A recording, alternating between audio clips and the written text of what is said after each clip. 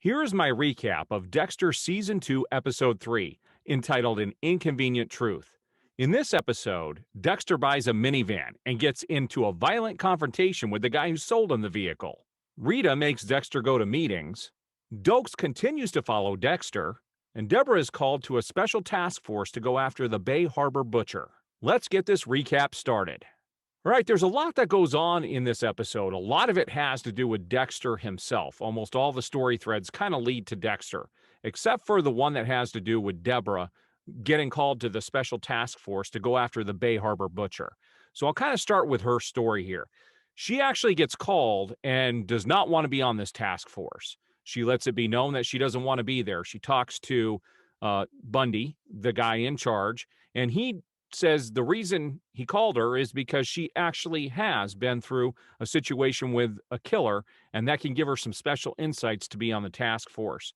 Tells her, dig in, do some work, and it could be good for you. Pretty much therapeutic for her. So she does, and by the end of the episode, you find out that she's finding a connection to all of these people who had been murdered. Two of them have actually been in the criminal system. So she now thinks there could be a connection, and Bundy wants her to go look and see if all the victims might have a criminal record. So that's where her story kind of ends in this episode. So she's getting her mojo back, and she's getting focused on what she needs to do to move to the next level here. So let's talk about Dexter. He's looking for a new kill in this episode, and he finds a story of these two women who have been murdered. And he does some investigating and finds that there's one connection between these girls who have been murdered. There's a salesman, a car salesman off of a lot, and he kind of sent them elsewhere. But when they got sent elsewhere, that's when these girls, they got sent to two different places. He kind of referred them to two different places, and they got murdered. And Dexter thinks he does that to get the tail off of him so it can't be traced back to him. But Dexter caught on pretty quick. So he goes there to talk to this guy and try and get some DNA from him to see if it'll match any of the crime scenes. And when he's there, he sees the guy drinking, and the guy comes over and tries to sell Dexter a vehicle. And sure enough, by the time Dexter leaves the lot, he's in a minivan. When he gets back to the police department with the minivan, LaGuerta kind of stops him and asks him, are you getting ready to start a family? What's going on here? And that was kind of funny that he got a minivan. Now, Dexter also uses this as a plus because Dokes is still following him every single night. And for the first couple of nights he has it, Dokes doesn't see his Taurus. I think he's got a Ford Taurus, and Dokes isn't able to follow him.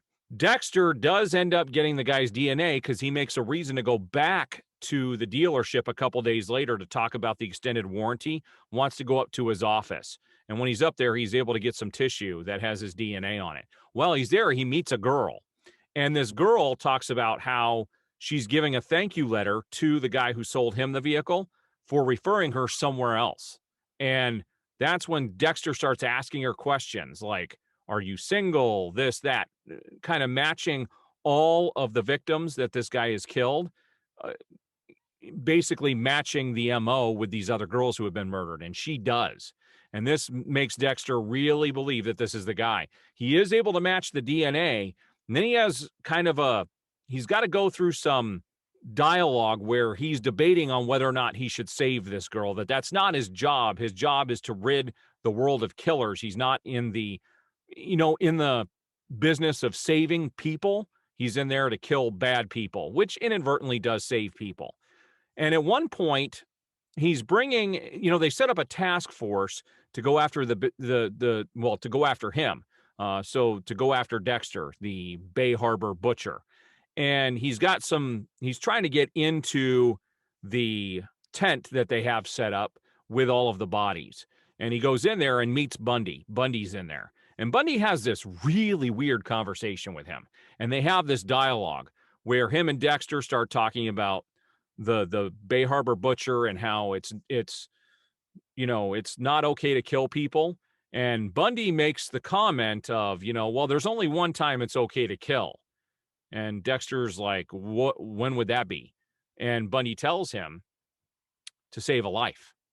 And so that makes Dexter think about that. So he decides to go after the guy. This goes along with his internal monologue earlier in the conflict he was having. And so he does go after the guy. when he finally does get the guy on the table, it's pretty crazy. The guy tries to lie his way out of everything, promising him he'll give him a free car and lying to him left and right about how long he's been at the dealership and all kinds of stuff. And in the end, Dexter does finally kill him.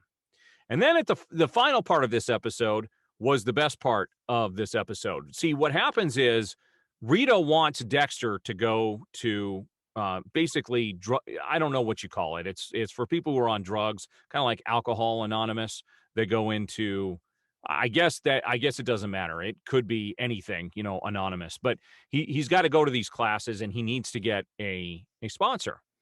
And the first time he goes there, Dexter doesn't stay the whole time. And Rita notices this right off and tells him, if you're not going to take this seriously, basically, we're not going to be together, and kind of kicks him out of her house. So the next time he goes, he does stay, and he gets a thing to prove it.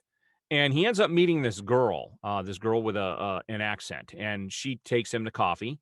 And while they're there, they kind of have a connection. They're the first time this season where we hear the term dark passenger comes up, talking about their inner demons and everything. And Dexter's, feels like he's finally making a connection and realizing what's happening to him. And it's able to allow him to expose himself in a way that's not going to put him in danger of getting caught, and allows him to talk about actually his issues without bringing suspicion to himself. And he kind of leaves there after he gets this thing to go back and see Rita. And so he leaves having coffee with her rather suddenly. And he goes back and lets her know that he's going to classes and he wants to make it work. And the very final scene, which is very funny. Well, let me go back. I want to go back a little bit, because there is one time when Dexter is at a meeting, at the third meeting, right before the very end. And at the third meeting, that's when Doak shows up. Now, previous to this, there was one point, the night that Dexter goes to kill the car salesman, he actually has to stab Doak's tire so that Doak's can't follow him. And in the very final scene, close to the final scene, he's leaving the third meeting, and Doak shows up and says, I see what the problem is. He goes, a lot of cops have this issue with drugs, alcohol. It helps takes the edge off the job. And he said, I understand what you're going through. I'll back off. As long as you stay out of my way, I won't bother you anymore. So Dexter's like, great. The guy, Dokes leaves, and he's like, fantastic. I don't have to deal with this anymore. So him having to go to these meetings inadvertently is helping him in all sorts of ways. It's almost like therapy for, a killer.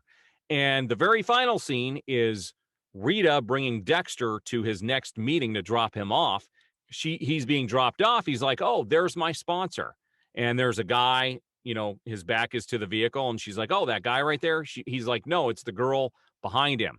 And so he walks off, and there's the girl, and he goes over there, and she walks with him into the meeting, and Rita's face was priceless. Very good acting in that scene by the girl who plays Rita. It was really well done, and you could see she's freaking out, and the camera moves in real close, and she's got that look of, what have I done? So that is definitely going to come into play in future episodes this season. So in a couple of days, I will have Season 2, Episode 4 up. I appreciate everybody who's watching. Please hit the like button on the video if you like the video. Also, hit that subscribe button and the notification bell. That way you will be notified when new videos go up. I appreciate it, and enjoy the rest of your day.